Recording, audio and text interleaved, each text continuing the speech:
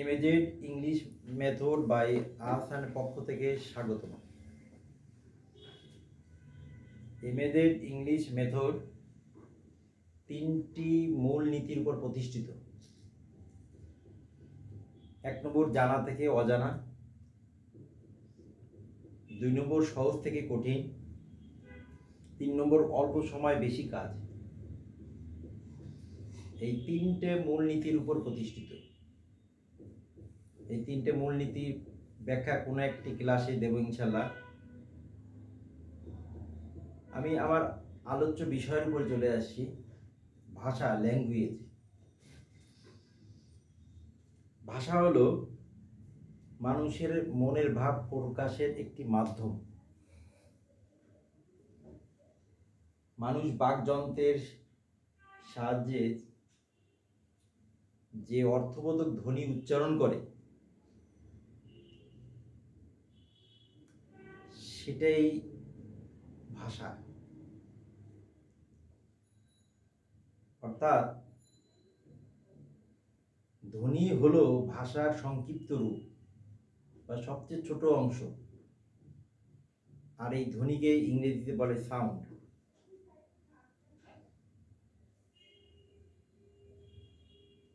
মনের ভাব প্রকাশের জন্য যে শব্দ বা আওয়াজ করা হয়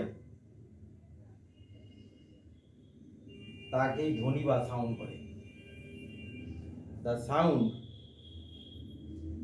which express a sense is language.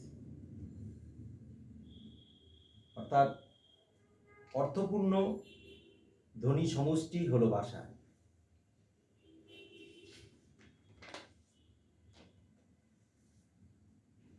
ইংরেজিতে এরকম 26টি সাউন্ড আছে, আর প্রত্যেকটির একটি করে নিজস্ব নাম আছে, আর লিখিত চিহ্ন বা প্রতীক আছে,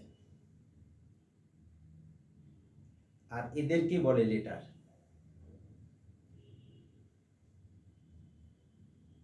যেমন এটা একটি সাউন্ড, আবার আমি মুখে একটা উচ্চারণ করি এ, এটাও একটি সাউন্ড। বি, এটাও একটি সাউন্ড। কিন্তু এ বি এটার নাম আছে, আর এটা লিখিত একটি রূপ আছে। কিন্তু এই শব্দটি আমি যেটা বোর্ডের মাধ্যমে করলাম, এটার কোনো অর্থ নেই আর লিখিত কোনো রূপ নেই। তাই ইংরেজিতে এই 26টি সাউন্ডকে 26টি লেটার বলা হয়। এখন আসি এই 26টি লেটার কি। এই 26টি লেটার হলো A, B, C, D, E, F, G, H, I, J, K, L, M, N, O, P, Q, R, S, T, U, V, W, X, Y, Z. এই 26টি লেটারের সমন্বয় ইংরেজিতে যত ওয়ার্ড,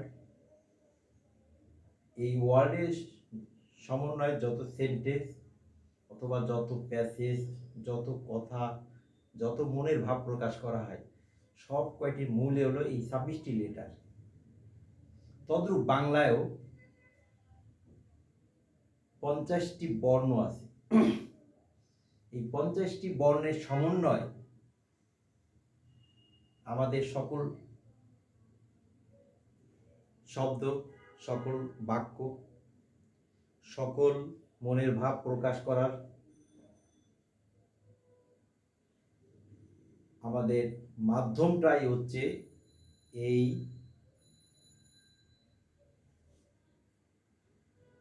50টি বর্ণের সমন্বয়।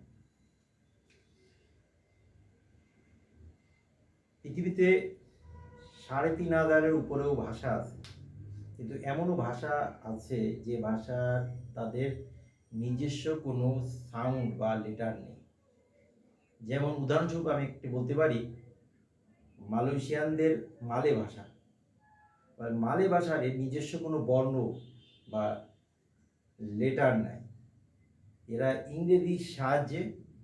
ইংরেজি লেটারের সাহায্যে নিজেদের ওয়ার্ডগুলো এরা তৈরি করেছে, তাদের মনের ভাব প্রকাশ করে ইংরেজি লেটারের সাহায্যে।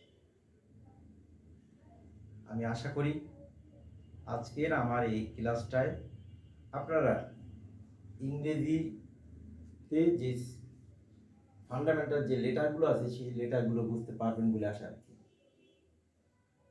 আমার পরবর্তী ক্লাসের জন্য অপেক্ষা করুন।